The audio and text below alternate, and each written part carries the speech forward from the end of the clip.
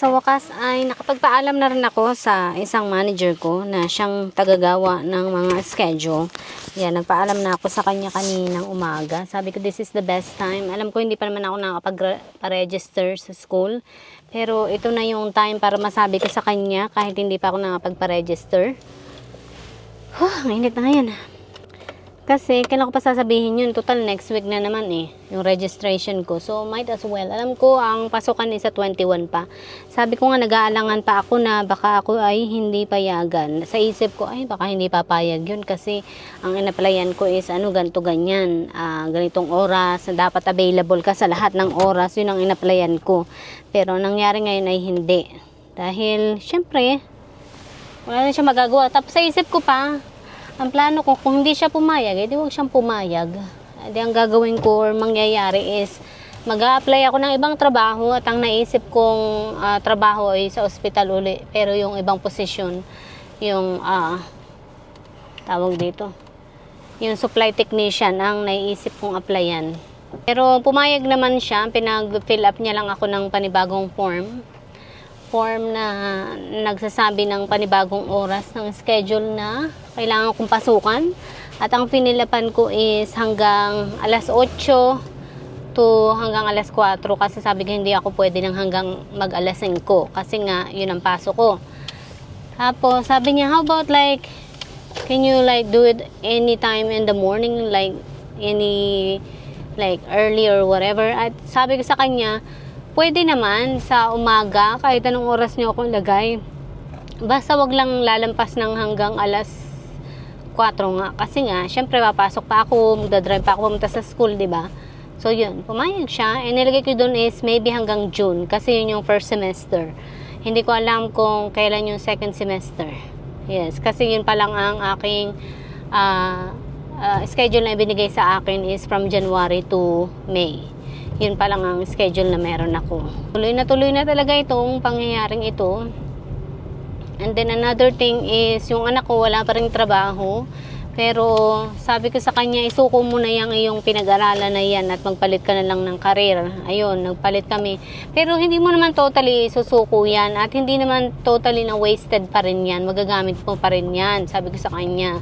Anytime na may dumating na iba pang halimbawa ay dumating ang panahon na lumipat ka sa ibang lugar, pwede mo pa rin magamit yung iyong pinag-aralan. Sabi kong ganun sa kanya.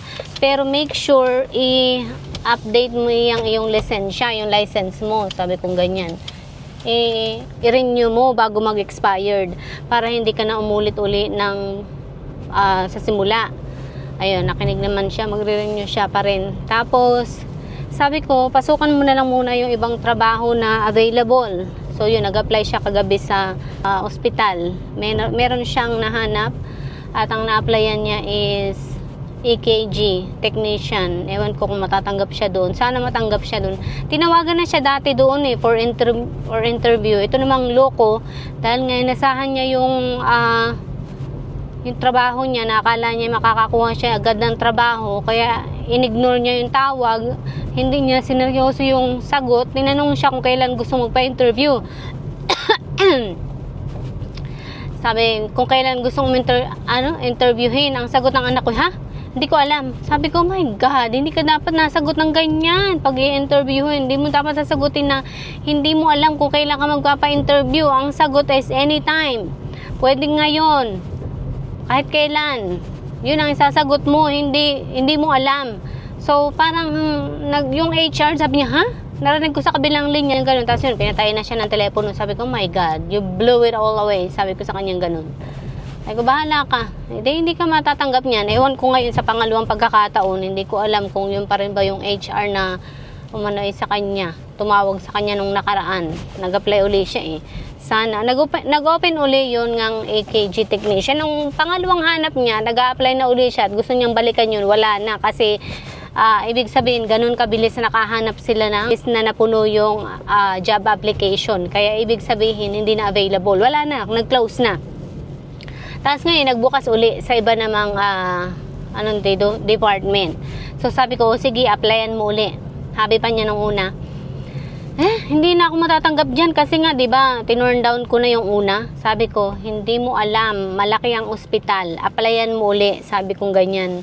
Malay mo nung una, restart uli sa panibago. So, applyan mo pa rin. Yun, buti nakinig, nag-apply uli siya. Yun nga, open nga uli, nakapag-apply uli siya na tinanggap uli yung application niya. Yung pangalawang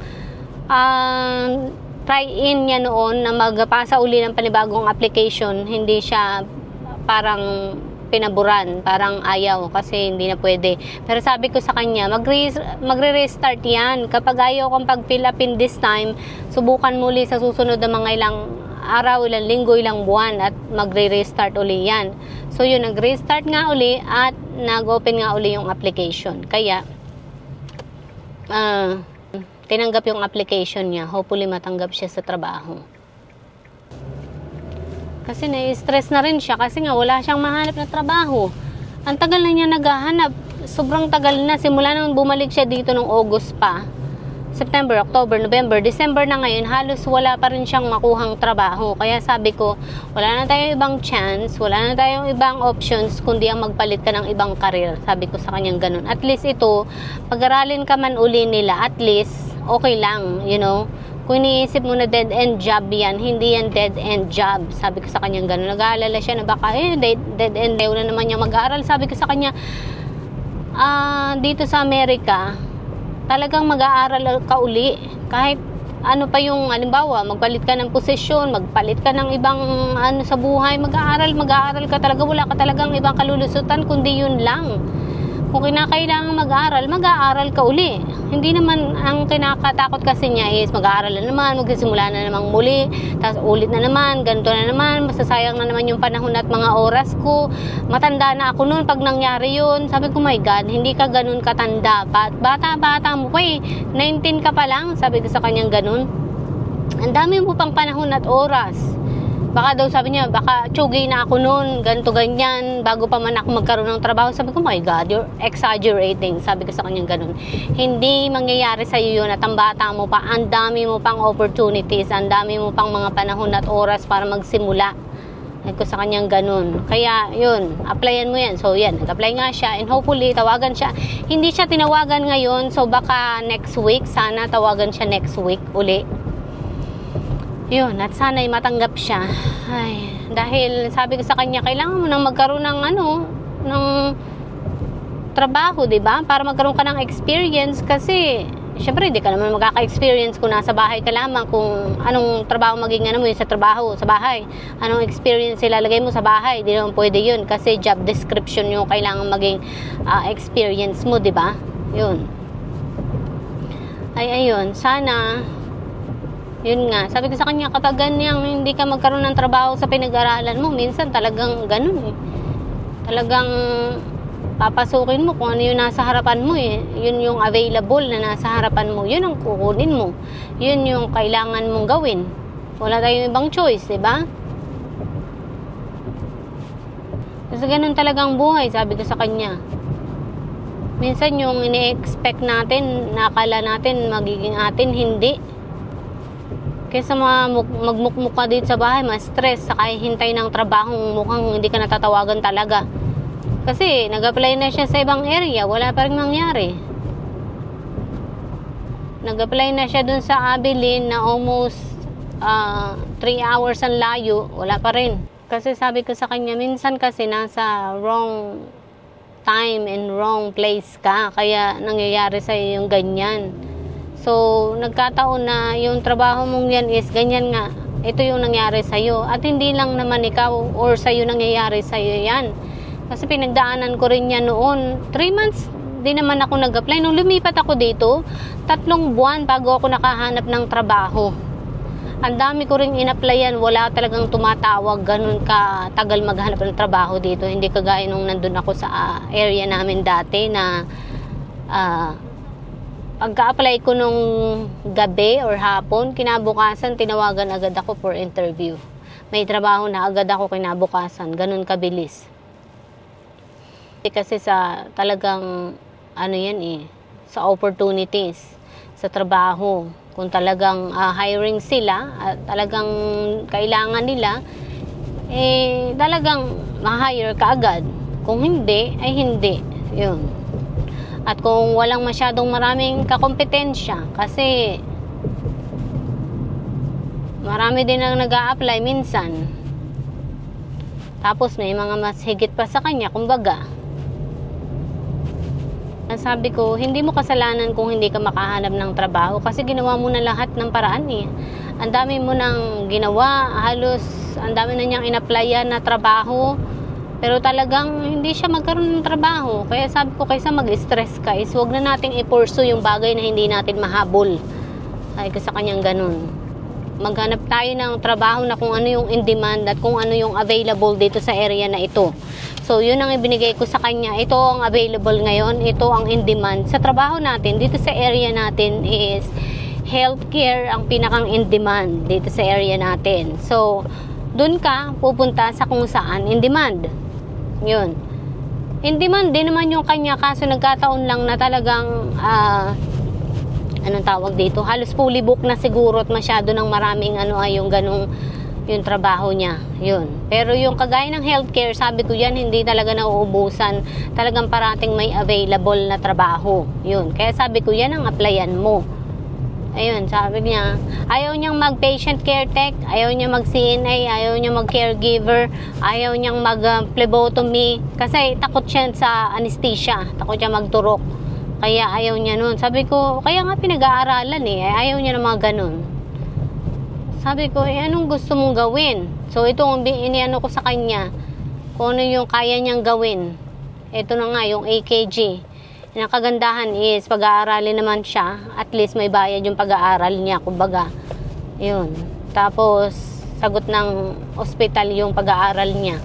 At pag-train din sa kanya. Kaya, yun. Sabi ko, go for it. Sabi ko sa kanyang ganun. Sana matanggap ka. And hopefully, yun ang hinihintay namin, matanggap siya.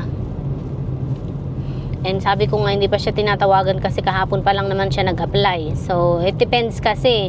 Nung nakaraan, mabilis talagang tumawag. Pero this time, medyo wala pa. Hindi ko alam na, siguro hindi pa ganun ka, anong tawag dito? Hindi pa ganun ka kailangan talaga. Kaya hindi siya tinawagan pa. Or who knows, maybe Monday, I don't know. Hopefully, tawagan siya.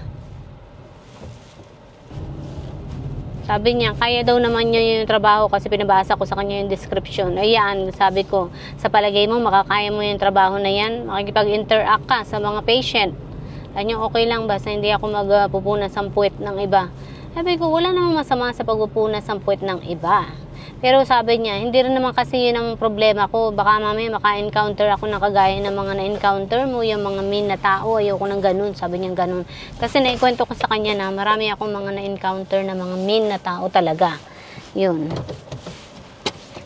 Alright, nandito na ako sa bahay at papasok na. Iinom ng tubig at ako uhaw na. Nakalimutan ko magdala ng tubig. Nandito na ako sa bahay ngayon at nauhaw ako kaya iinom ako ng juice. Tubig na rin ako kanina. Pagkarating ko, ako yung uhaw. Ito ay yung lemonade with pomegranate in it. Yung prutas na piniga ko ng maayos kahapon. Ginawa kong juice. Ayun. Ang sarap niya. Tapos ito ay sparkling water. Yes.